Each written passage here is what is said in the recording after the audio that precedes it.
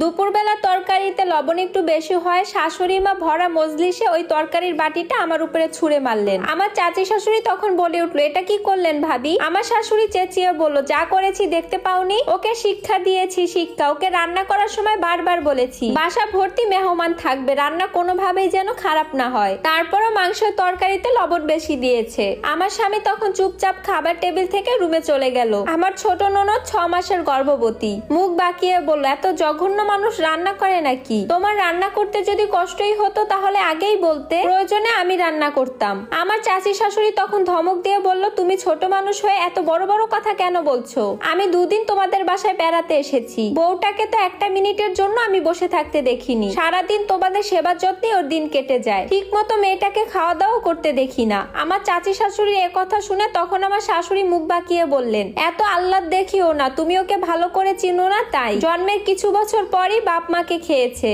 আমি আর কোনো কথা না বলে আমি চুপচাপ বেডরুমে চলে আসলাম। আঁচলের কোণে চোখ মুছতে মুছতে নিজের ঘরে চলে গেলাম। তখন আমার স্বামী বিছানায় বসে খবরের কাগজ পড়তেছিল। আমার স্বামী বেশ চুপচাপ স্বভাবের একজন গম্ভীর মানুষ। আমার ব্যাপারে তার কোনো মাথা ব্যথা নেই। আমি খেলাম কি খেলাম না সে বিষয়ে তার কোনো কৌতূহল নেই। আজকাল মাঝে মধ্যে সেও আমাকে দু একটা করা কথা বলে। তার অন্যান্য বন্ধুরা নাকি বিয়ে করে শ্বশুর বাড়ির টাকার পয়সা চলাফেরা করে। আর তার ছোট ভাই আমার দেবর বেশ কিছুদিন হয়েছে বিয়ে করেছে, তার শ্বশুর বাড়ি থেকেও এটা ওটা পাঠায়। আমার স্বামী বলল, তুমি আমার দিকে এভাবে তাকিয়ে আছো কেন? আমাকে কি তুমি নতুন দেখছো? আমি বললাম, না, তোমাকে নতুন দেখছি না। তুমি আগে যেমনটা ছিলে ঠিক এখনো তেমনটাই আছো। তুমি আমাকে বোকা পেয়েছো। তুমি আমাকে আকার ইঙ্গিতে কি বুঝাতে চেয়েছো আমি কিন্তু বুঝতে পেরেছি। দেখো, আমার মায়ের বিরুদ্ধে আমার কাছে কোনো নালিশ করতে এসো না। আমার মায়ের কথাই শেষ কথা। আমার মায়ের কথাতেই এই সংসার চলবে। আমি আমার স্বামীর দিকে কিছুটা সময় তাকিয়ে আর কিছুই বললাম না, চুপচাপ রুম থেকে বের হয়ে গেলাম। আমি বারান্দায় দাঁড়িয়ে আছি, তখন চোখ থেকে টপ টপ করে পানি পড়ছে।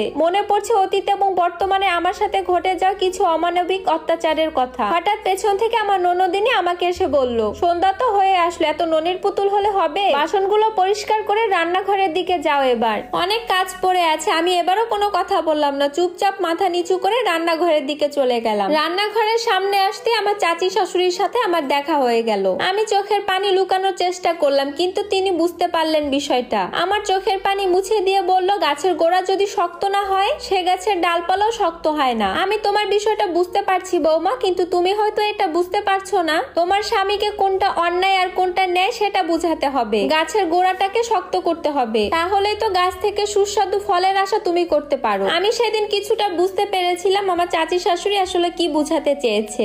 আমার চাচি শাশুড়ি একটা মুচকি হাসি দিয়ে রান্নাঘর থেকে চলে গেল। আর আমি মনে মনে ভাবতে লাগলাম, আজ রাতের বেলা